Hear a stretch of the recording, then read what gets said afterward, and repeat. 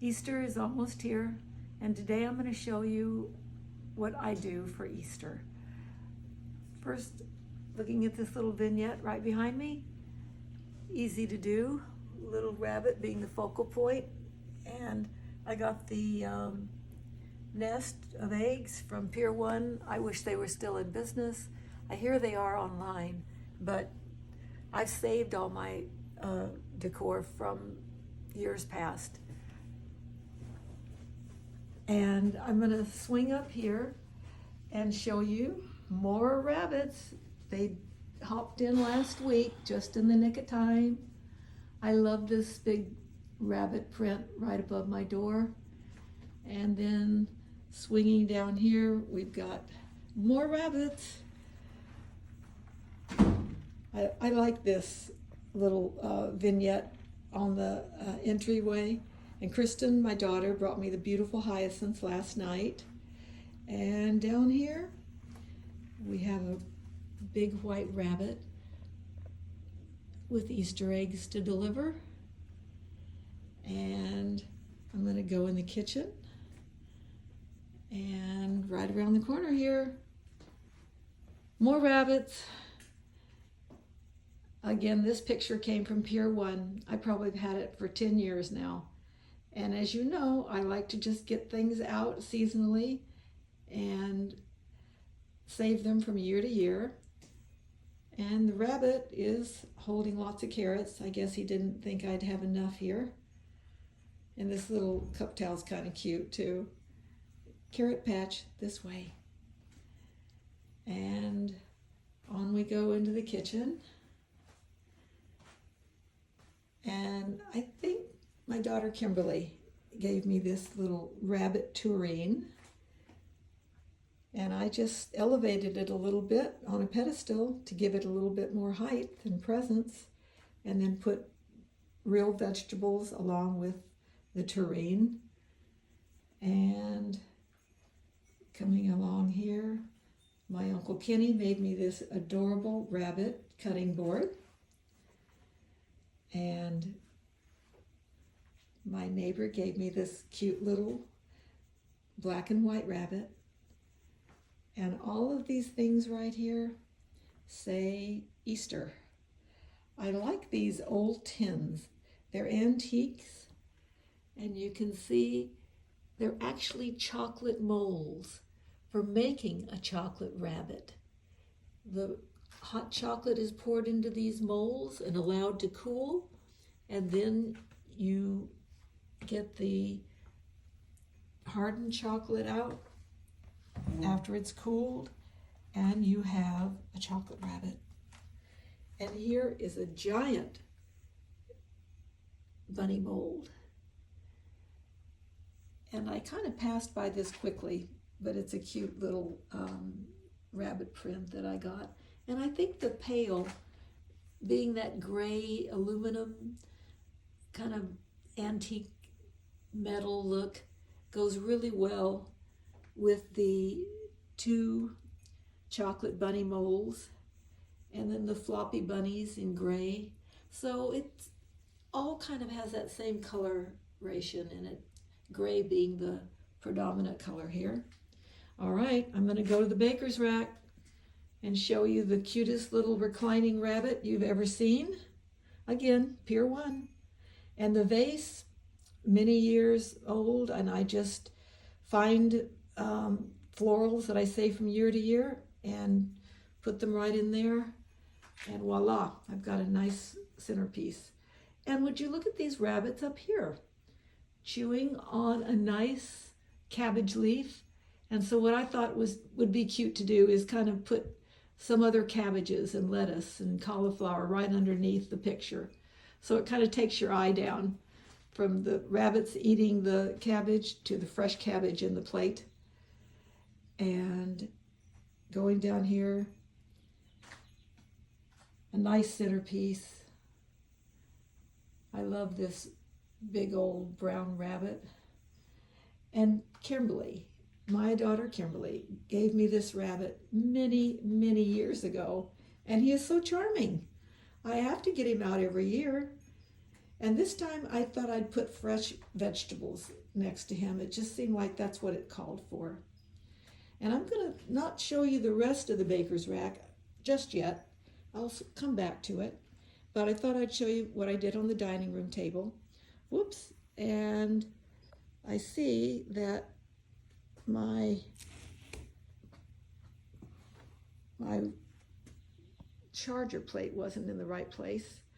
But this is really just a simple idea that anyone can do to make an Easter centerpiece.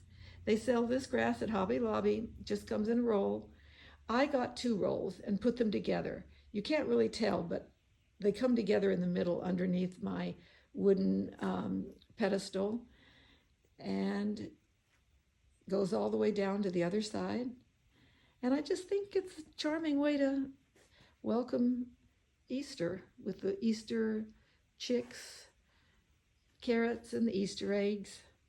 And then over here, I have some plates that I've also saved from many, many years. And I think these came from Pier 1 too. I think practically all of my Easter decor came from Pier 1. Oh, look who's sitting here in amongst the ferns. This cute little rabbit brought his own carrots with him in a basket on his back. All right, and here's some flower arrangements that I made. I love hyacinths and bulbs, and so I created this flower arrangement, and I thought I would use it with my Chinese lanterns. And then over here is another arrangement that I did. I didn't make these this year.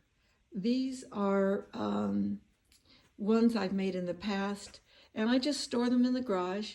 I put a plastic bag on top of each of them and get them out every year. Sometimes they go in different places. This year, I decided to decorate my sideboard with it. And I'm going to back up just a little bit so that you can get the whole picture. Let me see if I can enlarge this. Nope, I'm not enlarging it. I am doing just the opposite. And this rabbit, I've got a funny story to tell about it. I'm going to zero in on it. It's so cute. I love the old-fashioned look of it. And I had it at my house that I had about 20 years ago. And I also had a dog then. And this rabbit was definitely in harm's way because I came around the corner and my dog was actually eating it. So it looks a little bit battle scarred, but it's lucky I retrieved it before it was eaten by Theodore. And down here, another giant big print. And you don't always have to hang pictures, photos, big prints on a wall. Sometimes they look kind of nice, just sitting on the floor, very casually. And these Easter eggs are some that my daughter Kristen made. She had a business called Great Egg Expectations, and she started out with these small little eggs. There was one that she had made for my Aunt Lola, and then slowly, every year that she sold these, they kept getting bigger and bigger and bigger until you see the size that they are right there next to that small one.